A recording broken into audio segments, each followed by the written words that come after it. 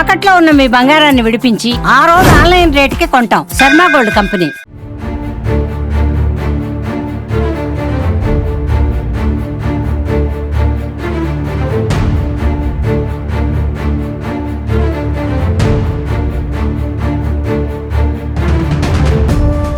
నమస్తే, welcome to Suman TV. ప్రాణం పోసే పాలే మనుషుల ప్రాణాలు తీస్తున్నాయి. దీనికి ఉదాహరణే తాజాగా రాజమండ్రిలో జరిగిన కల్తీ పాల అంశం అని చెప్పుకోవచ్చు. ఇప్పటికే 5గురు మృతి చెందగా 10ల సంఖ్యలో ఆసుపత్రిలో వెంటిలేటర్పై చికిత్స పొందుతున్నారు. ఇందులో ఒకే కుటుంబానికి చెందిన 4 వ్యక్తులు ఉన్న సంఘటన కూడా మనం చూస్తూ ఉన్నాము.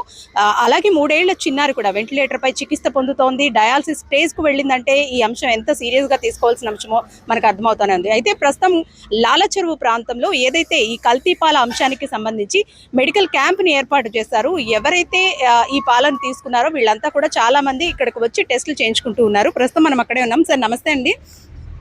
ఎప్పటి నుంచి ఈ మెడికల్ క్యాంప్ కొనసాగుతుందండి? అంటే ఇంకా ఎన్ని రోజులు ఉండే అవకాశం ఉంది? ఎంతమంది ఇప్పటి వరకు ఇక్కడ టెస్టులు చేయించుకున్నారు? ఇది మొన్నటి నుంచి ఉంది మెడికల్ క్యాంప్. నైట్ నుంచి శాంపిల్స్ కలెక్ట్ చేయడం స్టార్ట్ చేస్తాము. హౌస్కి వెళ్ళి ఇలాగ ఇక్కడ క్యాంప్ వచ్చి కూడా శాంపిల్స్ ఇస్తున్నారు పేషెంట్స్.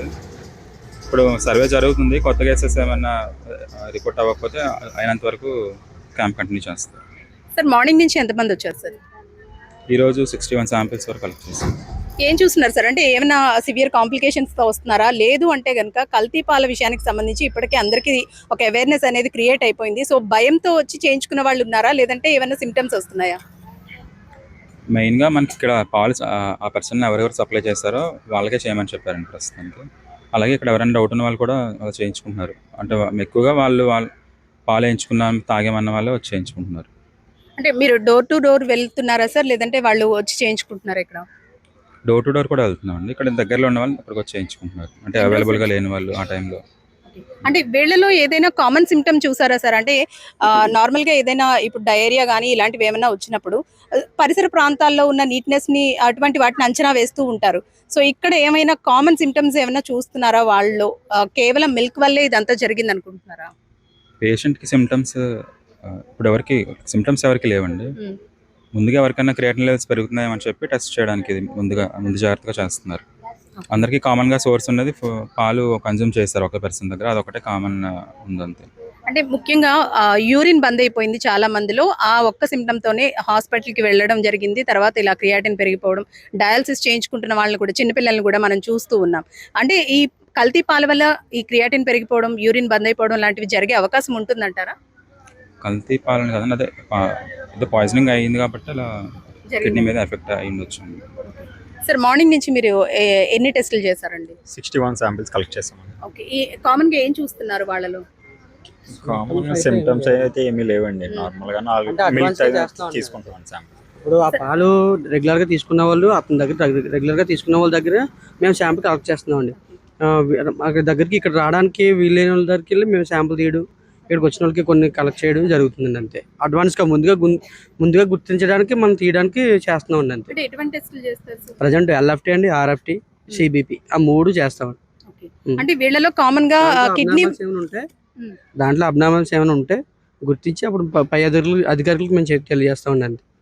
ఓకే. అంటే ఇప్పటి వరకు వచ్చిన ఎవరిలోనూ కూడా అబ్నార్మాలిటీ ఎక్కడా కనిపించలేదు? సిమ్టమ్స్ అయితే ఏం కనిపించలేదండి. నార్మల్స్ అయితే కొంచెం మాక్సిమం రిపోర్ట్లో నార్మల్గానే ఉన్నాయి అని చెప్పేసి మేము చెప్పామంటారు. సో చూసారు కదండి, కల్తీ పాల అంశం కలకలం సృష్టిస్తుందని చెప్పుకోవాలి. సాధారణంగా కల్తీ పాల విషయానికి వస్తే గనక ఒక 100 లీటర్ల పాలలో 100 లీటర్ల నీటితో పాటు 10 కేజీల యూరియా కలుపుతారు. అది ఫోమింగ్ కోసం, ఆ పైన ఫోమ్ రావడం కోసం. ఇలాంటివి చాలా చోట్ల కల్తీ పాల అంశాలు జరుగుతూనే ఉంటాయి. కానీ నిజంగా ఈ రోజు రాజమండ్రిలో జరిగిన అంశం చూసుకుంటే గనక ఎవరైనా సరే హృదయం కలిచివేక మానదని చెప్పుకోవాలి. దాదాపు 5గురు చనిపోయినా 8 మంది వెంటిలేటర్పై చికిత్స పొందుతున్నారు. 3 ఏళ్ల చిన్నారి డయాలసిస్కి వెళ్ళడం అంటే ఇది చాలా పెద్ద అంశమనే చెప్పుకోవాలి. అయితే కల్తీ పాల విషయానికి సంబంధించి ప్రజలు కూడా ఒక అవగాహన ఏర్పరచుకోవాలంటూ కూడా వైద్యాధికారులు కూడా సూచిస్తున్నారు. ఎక్కడ పడితే అక్కడ పాలను కొనడం కాదు, కొనే ముందు నమ్మకమైన ప్రాంతాల్లోనే పాలను తీసుకోవాలంటూ కూడా చెప్తున్నారు. ముఖ్యంగా కల్తీ పాల విషయానికి వస్తే కనుక చిన్నప్పటి నుంచి చిన్న పిల్లల దగ్గర నుంచి పండు ముసలి వరకు అందరూ కూడా పాలను సేవిస్తూ ఉంటారు. అటువంటి పాలను కల్తీ చేయడంతో ఇటువంటి పెద్ద పెద్ద ఘటనలే జరుగుతున్నాయి. ఇప్పటికే అధికారులందరూ కూడా స్పందించారు.